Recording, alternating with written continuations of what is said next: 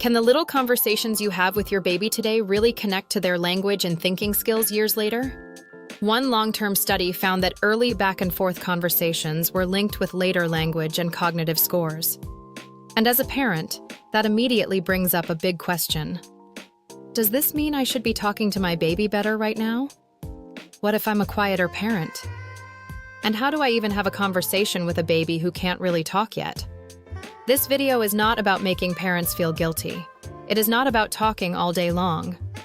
The message is smaller, more practical, and much more realistic. It is not only about how many words your baby hears. It is also about the small moments when you and your baby take turns. Your baby makes a sound, you respond, you say something. Your baby looks back, moves, smiles, or makes another sound. Those tiny back-and-forth moments can become an important part of your baby's language experience. Many parents wonder, does it really matter if I talk to my baby before they can answer me? Around the first year of life, babies do not respond like adults. They do not speak in full sentences. Sometimes they only make a sound. Sometimes they point. Sometimes they reach. Sometimes they just look at you. So it is easy to miss those moments and not think of them as a real conversation. But from your baby's point of view, that may already be the beginning of a conversation. Your baby says, "Ah." You say, "Oh, did you see that?" Your baby looks at a ball. You say, "You found the ball. It's rolling." Then your baby smiles, reaches, or makes another sound. That small exchange is not just cute. It is real language practice. A long-term study looked at this question closely. The researchers wanted to know whether children's early language environment was connected to their language and cognitive skills years later. When the children were between 2 and 36 months old, their everyday home sound environment was recorded. This was not a lab test where a child sat in front of a screen. The researchers looked at language in real daily life. They used an automated system to estimate 3 things. First, how many adult words the child heard. Second, how many sounds the child made. And third, how many back-and-forth conversational turns happened between the adult and the child. Then, years later, when the children were between 9 and 14 years old, they completed language and cognitive assessments. So the big question was this: can very early language experience be connected to language and thinking skills about 10 years later? One part of the study stood out: the period between 18 and 24 months. Children who had more back-and-forth conversational turns during this period tended to have higher scores years later. These higher scores appeared in language understanding, receptive vocabulary, expressive vocabulary, and IQ measures. Here is the important part. The strongest signal was not just how much adults talked around the child. Adult word count mattered too. But after the researchers considered background factors, that connection became weaker. What stayed stronger was the number of times adults and children responded to each other. In simple terms, the strongest signal was not only, how much did the parent talk? It was more, how often did the parent and child take turns responding to each other? That gives parents an important clue. A rich language environment is not like a radio playing adult speech in the background. It is more like a small conversation space, where the child gives a signal, the parent answers, and the child gets a chance to respond again. So what does that look like in real life? Imagine a parent talking to a baby. This is a ball. The ball is round. It's a red ball. It's rolling.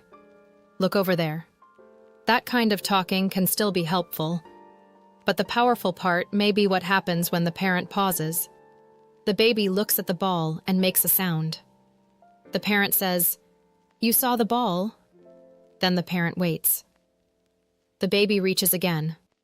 The parent says, "You want to hold it?" That is a conversational turn. The parent is not just talking at the baby. The parent is noticing the baby's signal, responding to it, and leaving space for the baby to respond again. Even before a child can speak in full sentences, conversation can already begin. A sound, a point, eye contact, a smile, turning the head, or reaching for something can all become part of the conversation. But there is one thing we should be careful about. This does not mean, if you talk more, your child's IQ will definitely go up. That would be too strong. The study showed that early conversational turns were linked with later language and cognitive scores. It does not mean a child's development is determined only by how parents talk. Children grow in many different contexts. Temperament matters, health matters, family life matters, daily routines matter. The larger caregiving environment matters. So this is not a message for parent guilt. It is a hopeful message. Your baby's language experience does not only come from expensive programs, special toys, or perfect teaching moments. It can also come from short, ordinary, everyday back-and-forth interactions. So what can parents actually do today?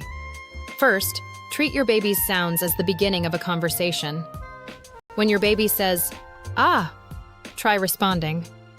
"You wanted to tell me something? You saw that? Do you want more?" Your baby does not need real words yet. When you respond, your baby gets the experience that their sounds can matter inside a relationship. Second, pause after you speak. Instead of filling every second with more words, leave a small space for your baby to answer.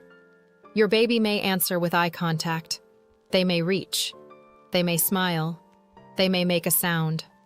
That short pause can turn one-way talking into a back-and-forth moment.